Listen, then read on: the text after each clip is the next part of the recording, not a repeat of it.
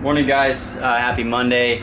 One thing I want to go over is just what I'm doing with the twin. So I have two twin motors. That's a 200. That was supposed to be ready for barber, but it's not going to happen.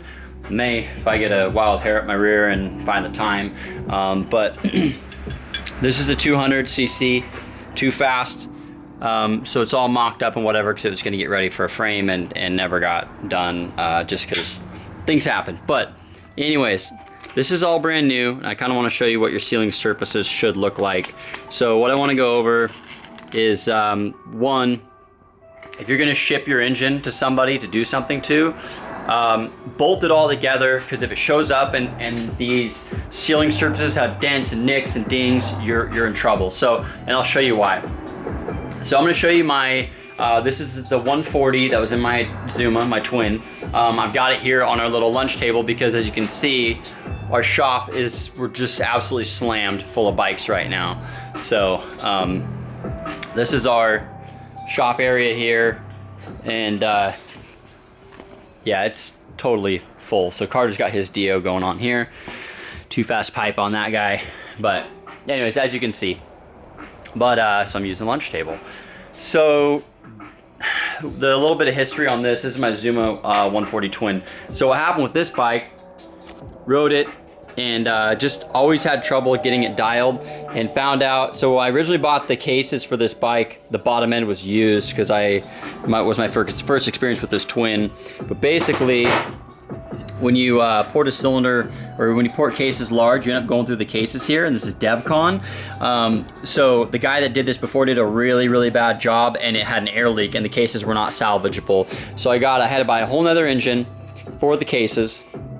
And then I had my machinist machine out. This is all special for the Cateno Miano center section, which is this guy here, how it has this lip here. So it had to be machine special. But MBS porting did all the, he freshened this up and matched everything, and it was quite this section was a train wreck. So, because again, I bought this and the case is used originally. So took it all apart, sent the cranks out to Cateno in Italy, and they rebuilt the center section, rebuilt all the bearings and everything. So that's all fresh and new. So once he got finished porting it, smoothing it all out, dialing this in, so my machinist went and cut it. Then I sent it to Colorado, and he handed all the porting and whatnot on the transfers and for the cylinder. So again, he fixed up this center section as well because it was pretty bad. But just to give you an idea of what it should look like. But the moral of the story of what I got going on here is explaining to you about prep. So this was taken up, so it was taken apart, it was put back together, it was machined, shipped to Colorado, and then it was ported, and then it came back to me, and I took it and I had it all professionally cleaned at a cylinder head shop down the road.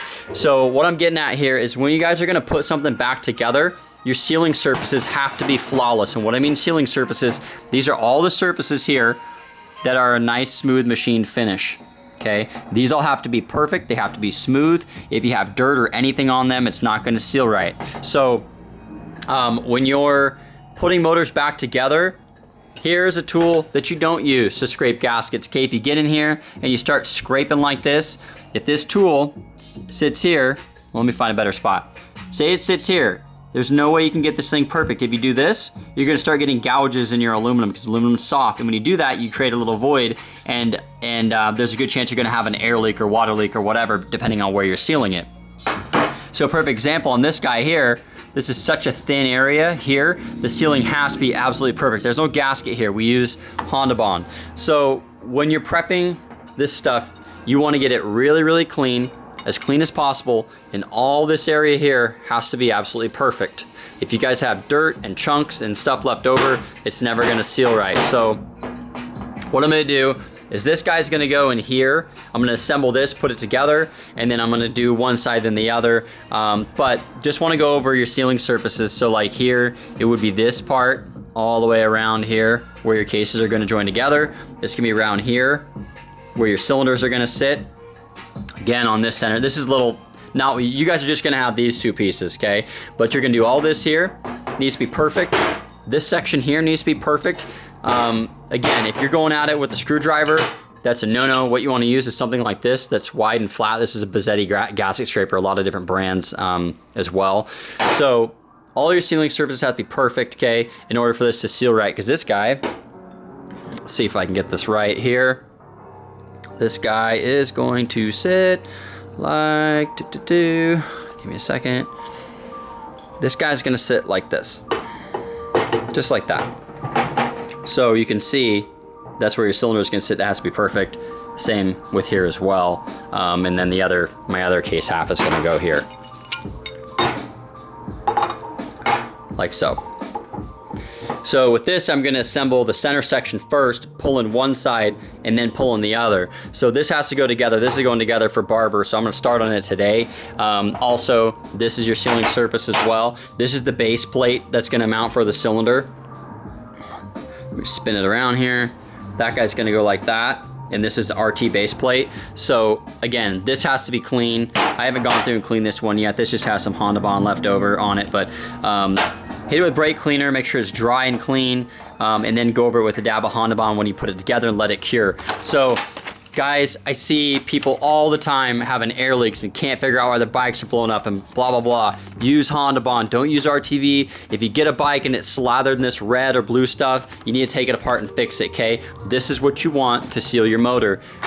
So again, this is what I'm working on today. So this is kind of like the first video of me kind of getting this thing prepped. I'm gonna put it on the lift and get the center section done. I can't rush this bike, even though it's gotta be done in like 3 weeks. The bike is way over there on a lift, sitting there getting dusty. So that one's gonna go together today, or actually I gotta start on it. So this will be kind of like my video one of putting it together. The next video you're gonna see, this is gonna be already in this center section. So I'm gonna work on that today. If you have a new motor, something like this, obviously everything's fresh and new. You're not gonna have any issues with, but even so, you're gonna see some, there's some imperfection, there's some little scratches here, but basically you're gonna use hondabond on all these surfaces here and on here as well. So, and then this case I gotta pull apart. It's gotta get resealed and everything. This is just kind of mocked up, but I'm gonna machine a torsion arm for this guy just so I don't snap that case. And then for your transmission area, all this has to be clean as well. So just kind of want to lay out, when you guys are building bikes and building motors, you want to make sure any area that water, any area that oil, fluid, gas, air can get in or out, you want it to be really clean. Perfect example, you put this thing back together like this, it's gonna leak, okay? Your base gasket, on this is just probably something that got blown up. You want to clean all this stuff off right there, or that your gasket's not going to sit flush and it's going to leak. This as well too. All that you need to clean off before you put it back together. So hopefully that sheds some light on putting motors together and building them. And I'll just call this twin video one, and I'll basically put the center section in, and then I got this sweet little water pump. I don't know where I put it, but anyways, I'm gonna put this guy together today and then start working on this, but this will be video one for the twin. I don't know if I can find a chassis to put the 200 in time, but this is it's going on. So, and again, you guys all saw this bike last year. It's been sitting here collecting dust because the cases were wrecked and it took a while to get it back together. But this bike, Chris will have to get his bike moved and get this lift back into place because it's just turned into a storage unit.